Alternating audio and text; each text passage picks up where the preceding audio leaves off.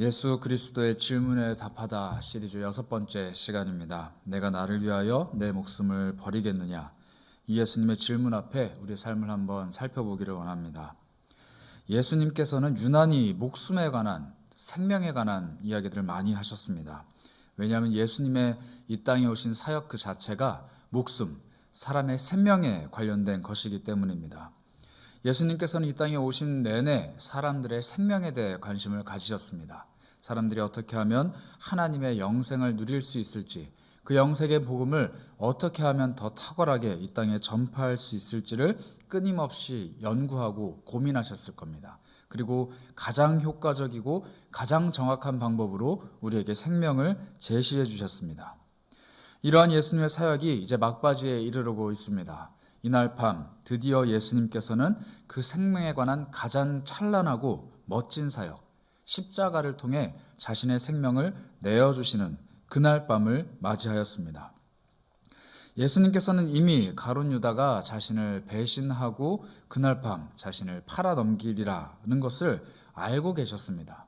그러나 그 유다를 포함하여 12제자들을 모두 모으시고 최후의 만찬, 이 유월절 식사를 나누게 됩니다.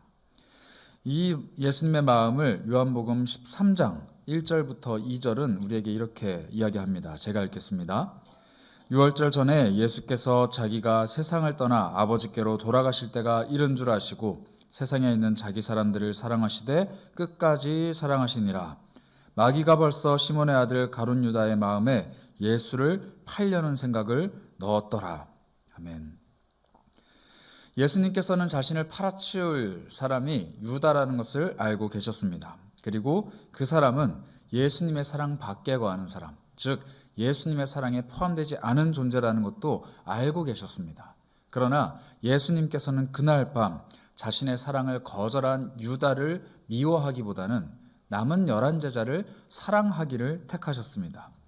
세상에 있는 자기 사람들을 사랑하시되 끝까지 사랑하신 분, 자기 사랑의 품을 떠나 멀리 달아나는 가룟 유다를 바라보며 애통해하거나 탄식하는 마음보다 남아있는 자기 사람들을 끝까지 사랑하시는 그 마음으로 이날 밤을 맞이하셨다는 겁니다. 예수님께서는 유다의 마음을 알고 계심에도 불구하고 3가지 특별한 행동과 특별한 말씀을 우리에게 전해주십니다. 먼저 예수님께서는 모든 제자들의 발을 씻기셨습니다. 이 모든 제자 속에는 예수님을 팔아치울 가룟 유다도 포함되어 있었습니다. 예수님께서는 그들의 죄를 사해 주시는 이 세족식의 상징적인 의미를 설명해 주시면서도 가룟 유다가 그 속에 포함되지 않음을 넌지시 이야기하십니다. 그리고 두 번째로 예수님께서는 성만찬을 베푸시면서 가룟 유다에게 가서 내가 할 일을 하라라고 말씀을 하십니다. 그리고 가룟 유다는 그 장소를 떠나게 됩니다. 드디어 예수님의 제자들 중에 사랑받지 못하는 제자가 떠납니다. 아니, 사실 사랑받지 못하는 것이 아니라 사랑을 거부한 제자가 떠나간 것입니다. 그리고 예수님의 사랑받는 제자들, 예수님의 사랑을 마음 깊이 새기고 있는 남은 11제자들이 예수님 앞에 있습니다. 그리고 그때 예수님께서 그들에게 이렇게 말씀을 하십니다. 요한복음 13장 34절부터 35절까지 말씀입니다. 새 계명을 너희에게 주노니 서로 사랑하라. 내가 너희를 사랑한 것 같이 너희도 서로 사랑하라. 너희가 서로 사랑하면 이로써 모든 사람이 너희가 내 제자인 줄 알리라. 예수님께서는 제자 되기를 거부하고 사랑받기를 거부하고 떠나간 가룟 유다를 보내신 후에 남아있는 11제자에게 서로 사랑하라라는 계명을 주십니다. 이 세 계명을 실천하는 사람들이야말로 예수님의 제자들, 예수님의 참된 권속이라는 것입니다. 예수님께서는 이날 밤 예수님의 참된 제자도에 대해서 이야기하고 계십니다. 서로 사랑하는 것, 서로 사랑하는 것이야말로 예수님의 제자들이 세상 속에서 예수님을 드러내는 방법, 즉 제자도라는 것입니다. 이 서로 사랑하는 마음을 품지 못한 가룟 유다는 결국 예수님 곁을 떠나가게 됐고, 이 남아있는 11제자는 서로 사랑하는 법에 대해서 배워야 하는 것입니다. 이 서로 사랑하라는 계명이 주어지고 있는 이 엄숙한 순간, 그런데 오늘 우리가 읽은 본문, 즉 35절의 말씀 바로 뒷부분에서 베드로가 엉뚱한 이야기를 합니다. 서로 사랑하면 이로써 모든 사람이 너희가 내 제자인 줄 알리라 라고 말씀을 하셨는데 36절입니다. 시몬 베드로가 이르되 주여 어디로 가시나이까? 뭔가 좀 생뚱맞은 대화 아닙니까? 너희가 서로 사랑하면 너희가 내 제자인 줄 알리라 라고 말씀을 하시면 그러면 저희가 어떻게 하면 서로 사랑할 수 있습니까? 라든지 혹은 저희가 사랑하는 것을 세상이 어떻게 알 수 있겠습니까? 이렇게 물어봐야 정상적인 대화인데 베드로는 갑자기 예수님 보고 어디 가십니까? 이렇게 이야기합니다. 지금 장소를 떠난 사람은 가룟 유다입니다. 그럼 가룟 유다가 어디로 간 겁니까? 이렇게 물어봐야 하는 것도 마땅한 질문 같은데 베드로는 이상한 이야기를 합니다. 왜일까요? 이 질문을 하기 전에 예수님께서 이 말씀을 하셨기 때문입니다. 33절입니다.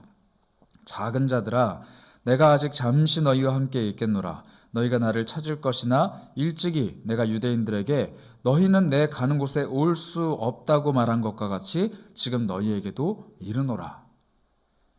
예수님께서는 이 말씀을 하신 후에 너희가 서로 사랑하라 라는 말씀을 주셨습니다.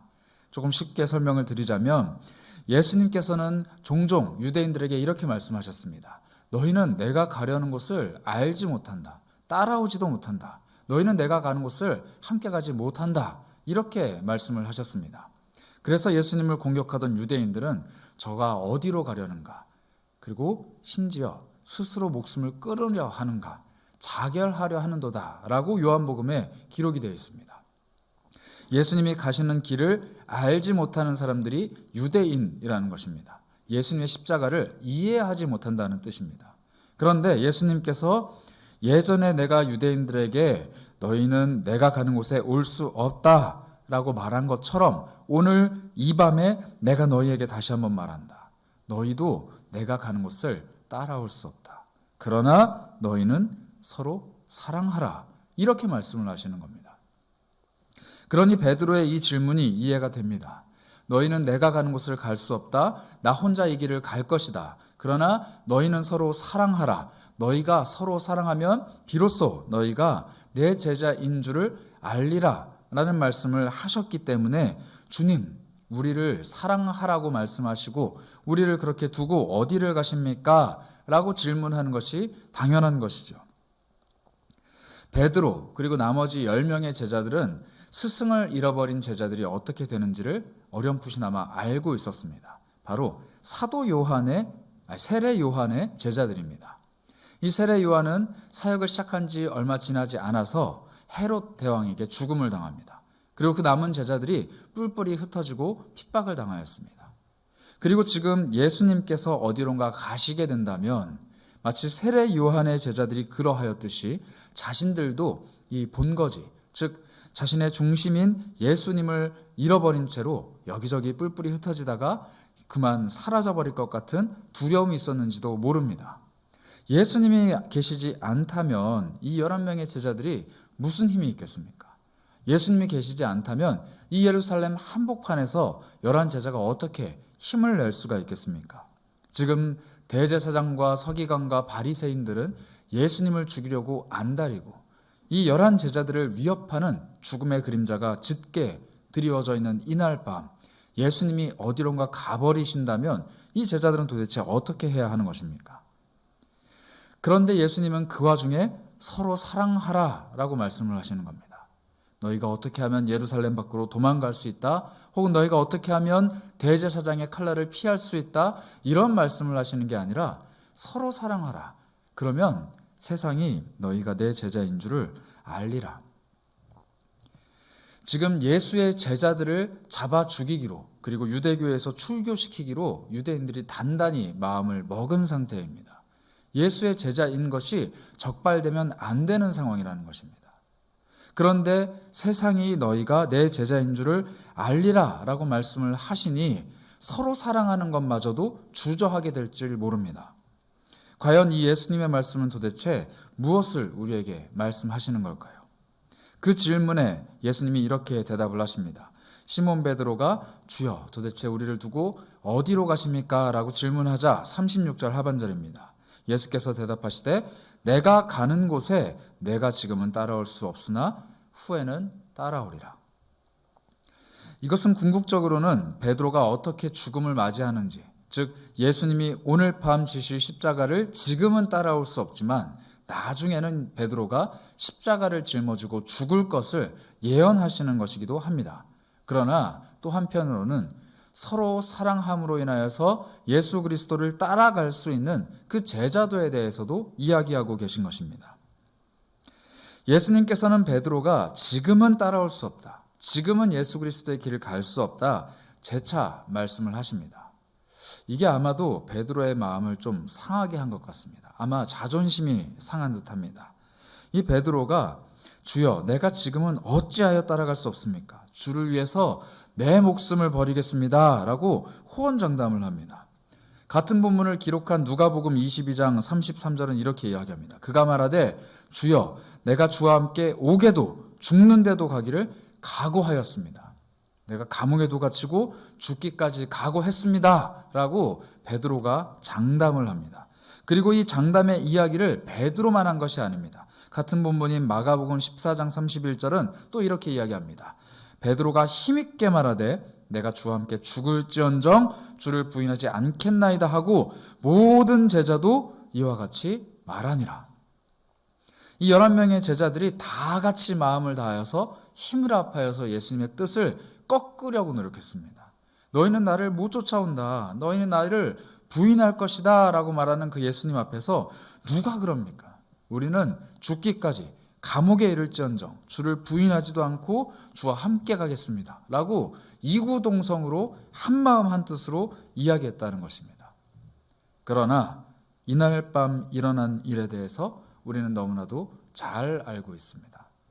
10명의 제자들은 온데간데 없이 사라지고 호언장담했던 베드로마저도 예수님을 부인합니다. 그것도 3번이나 부인을 하게 됩니다.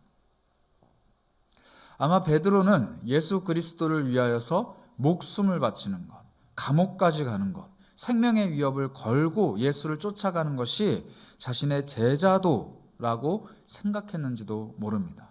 목숨을 거는 것, 예수 그리스도 앞에서 어떠한 위협에도 인내하는 것이 베드로가 생각한 제자도였을 것입니다. 물론 이렇게 목숨을 거는 무모함 혹은 예수 그리스도를 위해서 모든 것을 참고 인내할 수 있는 덕목은 제자도의 중요한 덕목이긴 합니다. 그러나 이것은 제자도의 핵심 가치 혹은 제자도의 근원이 될 수는 없습니다. 그 모습을 베드로와 이 10명의 제자들이 고스란히 보여준 것입니다. 아무리 예수 그리스도를 따라가려고 자기 자신의 노력을 들인다고 한들, 아무리 예수가 가는 길을 쫓아가기 위해서 참고 인내하고 견딘다고 한들 목숨을 내어놓을 수 있는 인내자는, 목숨을 내어놓을 수 있는 참음은 없다는 것입니다. 우리가 아무리 호언장담을 하더라도 우리의 의지보다 더 강한 삶의 핍박, 삶의 곤고함, 삶의 역경이 우리에게 다가오면 우리의 의지는 늘 꺾이기 마련입니다. 아무리 인내하겠다 다짐하고 수없이 다짐해도 우리의 그 다짐은 언젠가는 꺾이기 마련입니다. 왜냐하면 그 다짐은 나에게서 나온 것이기 때문입니다. 내가 예수 그리스도를 쫓겠다라고 아무리 다짐을 한다고 한들, 내가 생각하는 제자도는 이것이라고 아무리 결심한다고 한들 그것은 반드시 꺾이게 되어 있습니다. 왜냐하면 예수께서는 그것을 꺾기를 원하시기 때문입니다. 내가 3번 나를 부인하리라. 이것은 예수 그리스도의 예언입니다. 베드로가 아무리 하기 싫다고 발버둥 쳐도 할 수밖에 없는 예수 그리스도의 강권적인 예언입니다. 이것은 베드로의 자아를 꺾고 베드로가 스스로 생각했던 제자도의 방식을 꺾어버리고 제자도가 이것이라고 베드로가 주장했던 모든 것을 꺾어버리는 예수 그리스도의 권능입니다. 그러나 이것은 단지 베드로를 꺾어버리는 것일 뿐만 아니라 그를 다시 세우고 그를 다시금 일으켜 세우는 예수 그리스도의 참된 제자도를 가르치시는 방법입니다. 우리는 때때로 이러한 제자도를 품고 살아갑니다. 내가 예수를 쫓아가는 길에서 이것이 가장 중요하다. 나는 이 방식으로 예수 그리스도를 쫓아간다. 나는 이 방식으로 신앙생활을 하며 나는 이 방식으로 교회를 섬기고 나는 이 방식으로 공동체를 세워간다. 나만의 방법, 나만의 달란트가 있을지도 모릅니다. 그러나 반드시 언젠가 그것은 꺾입니다. 왜냐하면 예수께서 진정으로 원하시는 제자도가 따로 있기 때문입니다. 그것은 예수님이 계속해서 말씀하시는 서로 사랑하는 것입니다. 바울 사도는 이렇게 이야기했습니다. 내가 천사의 말을 한다 할지라도 사랑이 없이는 아무 소용이 없다. 예수 그리스도 말씀하십니다. 너희가 수많은 기적과 수많은 이적과 수많은 능력을 베풀어도 가장 중요한 세 계명은 서로 사랑하는 것이다. 나만의 방식으로 십자가를 10개, 1000개, 10,000개, 아니 평생 십자가를 올곧게 지고 간다고 하더라도 서로 사랑하는 사랑의 실천이 없다면 그 십자가는 헛것입니다. 내가 아무리 예수 그리스도의 형상을 닮아가기 위해 내가 생각하는 방법으로 제자도를 실천한다고 하더라도 서로 사랑하는 사랑이 없으면 헛것입니다. 공동체를, 형제자매를, 이웃을, 교회를 사랑하지 않고 제자가 되는 방법은 없습니다. 다른 이를 미워하면서 그리스도를 사랑하는 두 마음을 품을 수는 없습니다. 형제를 사랑하지 않고 교회를 사랑한다고 말하는 더러운 입술을 주님은 거부하십니다. 사랑하지 않고서는 제자가 될 수 없는 것입니다. 사랑은 우리에게 가장 중요한 본질입니다. 제자가 되기 위해 반드시 필요한 것이고 그 사랑이 있을 때에야 우리가 실천하는 모든 제자도의 활동들이 다 우리의 유익이 되는 것입니다. 그러니 예수님이 이렇게 말씀하신 것이죠. 내가 떠나간다 할지라도 너희가 서로 사랑하기만 한다면 너희는 비로소 내 제자이다. 예수 그리스도께서 곁에 계시지 않을 때만큼 무기력한 제자들이 어디 있겠습니까? 우리는 그런 제자들의 모습을 보게 됩니다. 풍랑이 일 때 아무것도 하지 못해 무능력한 제자들. 예수 그리스도 없이는 병자 하나 고치지 못해서 사람들에게 비난받던 제자들. 예수 그리스도께서 로마 군병에게 잡혀가자 아무것도 하지 못해 뿔뿔이 흩어진 제자들. 그러나 그 제자들이 예수를 찾는 일에 몰두하는 것이 아니라 서로 사랑하는 일에 몰두를 하게 되면 그들이 비로소 예수님의 바른 제자들이 된다는 것입니다. 사랑의 동기, 그것이 마음에 충족되어 있는 제자들은 진정한 삶으로, 실천으로, 또 예수 그리스도를 따르는 제자도로 자신의 삶을 채워가기 시작합니다. 하나님을 사랑하고 이웃과 형제를 사랑하는 것이 제자들의 정체성이라는 것입니다. 그러므로 우리는 이웃과 형제 그리고 하나님을 사랑하는, 내 주변에 주어진 모든 것들을 서로 사랑하는 제자도를 실천해야 합니다.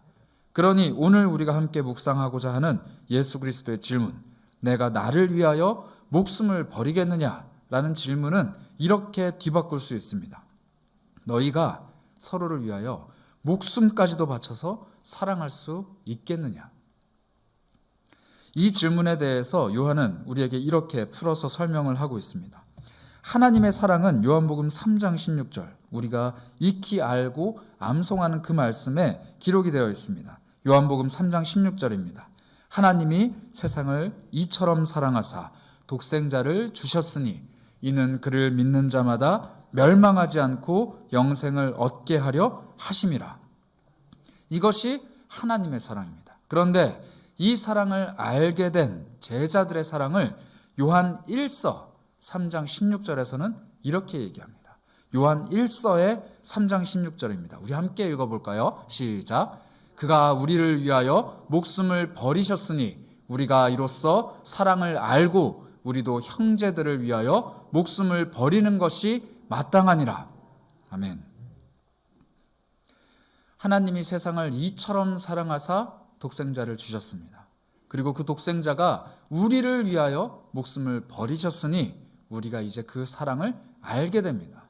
그리고 우리가 알게 된 그 사랑은 우리가 형제를 위하여 마땅히 목숨을 버리는 사랑으로 뿜어져 나옵니다. 그것이 바로 제자도이자 예수 그리스도가 말씀하신 서로 사랑하라라는 새 계명이라는 것입니다.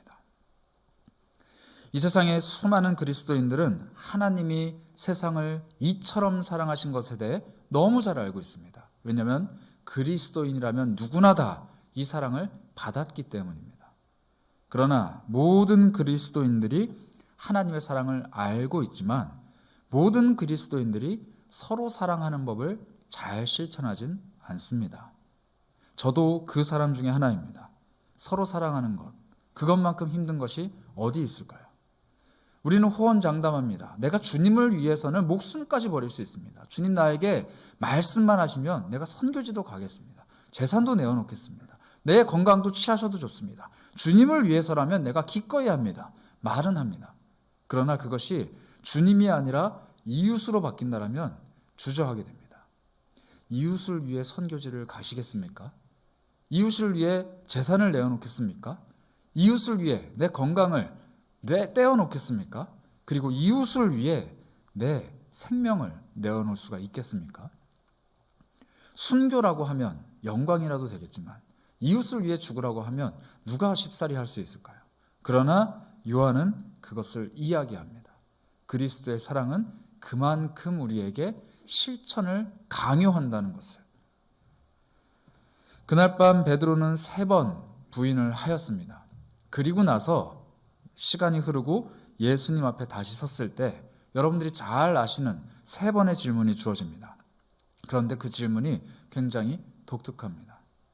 너 나를 3번 부인했지? 그러면 3번 인정해라. 이렇게 말씀하시지 않았습니다. 너 나를 3번 부인했지? 너 나에게 3번 사랑 고백을 해라. 내가 나를 사랑하느냐? 내가 나를 사랑하느냐?